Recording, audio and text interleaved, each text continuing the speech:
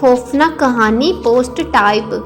آج میں آپ لوگوں سے اپنا ذاتی ایکسپیرینس شیئر کرنا چاہتی ہوں۔ جس کمرے میں میں سوتی ہوں 2 سال پہلے ہی میں اس روم میں شفٹ ہوئی تھی اور ابھی بھی اسی کمرے میں بیٹھ کر یہ پوسٹ ٹائپ کر رہی ہوں۔ یہاں کبھی بھی مجھے اکیلا پن محسوس نہیں ہوا، ہمیشہ کوئی میرے ساتھ موجود ہوتا ہے اور کبھی کبھی کچھ پل کے لیے مجھے نظر بھی آتا ہے۔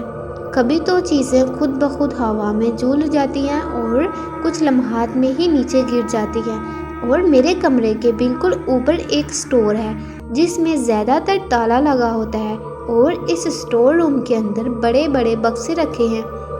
اکثر راتوں میں ایسی آوازیں آتی ہیں جیسے کوئی ان بکسوں پر ڈول بجانے کی کوشش کر رہا ہو، اور باقی گھر والوں نے بھی میری طرح چھت پر کسی کے بھاگنے کی آواز سنی، جبکہ چھت کا دروازہ بند تھا اور ہماری چھت تیسری منزل پر ہے۔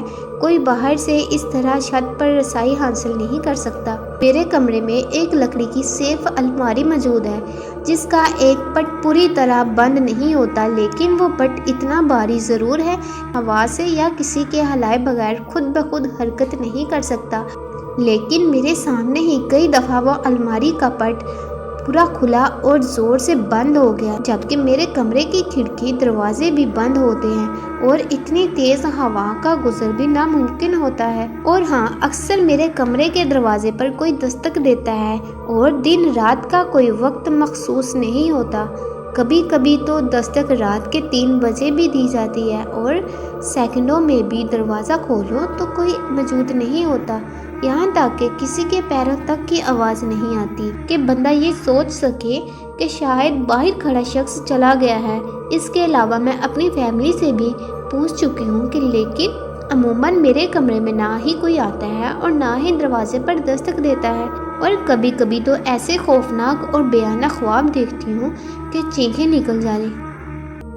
لیکن میں اپنی عبادت کی پابندی کرتی ہوں اور اس ہی کمرے میں رہتی ہوں، کیونکہ مجھے پتہ ہے کہ مجھے کوئی نقصان نہیں پہنچا سکتا جب تک اللہ نہ چاہے، اور میں اگر ان مخلوقات سے ڈروں گی تبھی مجھے اور ڈرائیں گے۔ اس رمضان کے بعد سے الحمدللہ اب تک کوئی ایسا واقعہ پیش نہیں آیا، اور میری تو یہی امید ہے کہ نہ ہی آگے کبھی آئے۔ اور میری دعا اللہ تعالی ہم سب کو ہر بری مخلوق، نظر اور شے سے محفوظ رکھے، آمین۔